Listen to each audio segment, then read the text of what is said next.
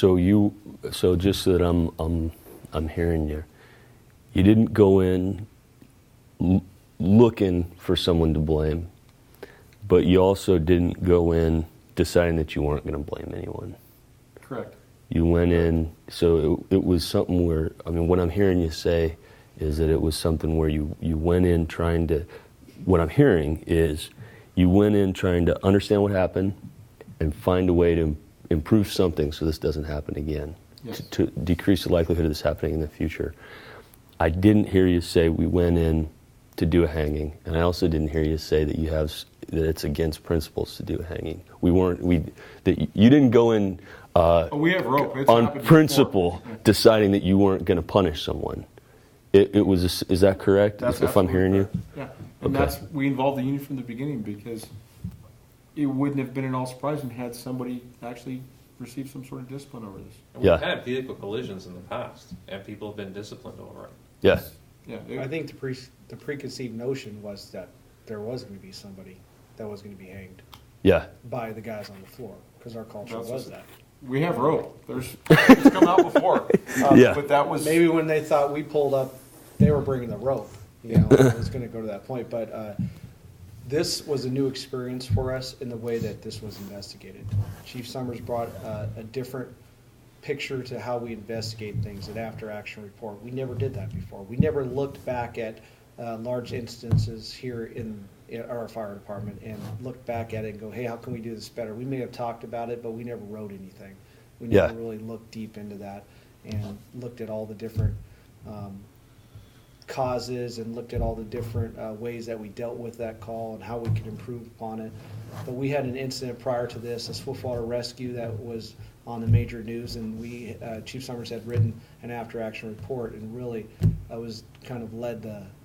It wasn't before that. Oh, I'm sorry. So you're shaking your head. No. But I think that after-action report really set the tone for how we're going to look at things. That we can look at things objectively, and we can learn from this. And we're going to make sure that we let everybody else look at this and learn from those. And that was what we brought to the table. And I think that's definitely what Tim modeled it after. That there's a better way to do things, and then all those issues about the culture and all that. It wasn't like we stood there that day when we were looking at the water tender. Oh, it's our culture. It was those things came out afterwards. I think there's a leadership component there too, though. The original question you asked was, what made you decide, first of all, to investigate the way you did? Then, what made you decide to get it out there for everybody else to see? I'm kind of paraphrasing one of your previous questions, but I think there's a leadership component there too. That we were experiencing a new leader for our department in operations side, and I'm thankful that was his position.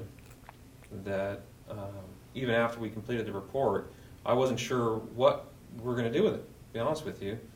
And then Chief Summers had mentioned, hey, we're going to present this at the same conference that we left to go to this incident last year.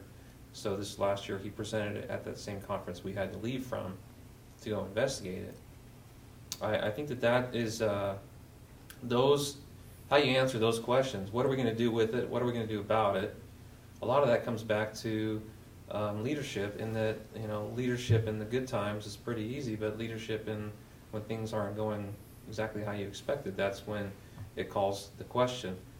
How are you going to lead during that time? And that was, I'm really thankful that that's the position that we took collectively, was to do the right thing, what we thought was the right thing through this process, which was, how can we learn from it? How can everybody else learn from it? And we go to these conferences and we watch, after action reports on helicopter crashes or crews being burned over or whatever else. And I don't think it's fair for us to only go and receive that information. Obviously those things, watching that helps us perform in a more safe manner, but then when it happens to us, how fair is that for us just to hoard that and to keep it close to our chest when somebody else could be learning from it as well? Well, one of the first things that he asked me to do was contact the secret list and let them know about this incident so they can post it. Yeah. And my first reaction to that was, wow, we're actually going to air the dirty laundry. That was because that's been the typical culture, not necessarily here only, but throughout the fire service. We're not going to share our mistakes with everybody else. focusing the spotlight on us and the things that we screwed up with. Family So- business. Exactly. That's Yeah. one of the, hey, let's go back inside the office, close the door, we'll talk about it in there and deal with Yeah. it, and it's gonna die in there. And that was not the case. That was one of the first things within, I think, 24 hours, we made the notification. Secret list, and we shared it, and that really kind of set the tone, at least for me. After we did that, I said, okay, it's fair game, it's all going out there, and, we are gonna find the truth. We'll see, to the best of our ability here, we're gonna find out actually what happened. Yeah. So the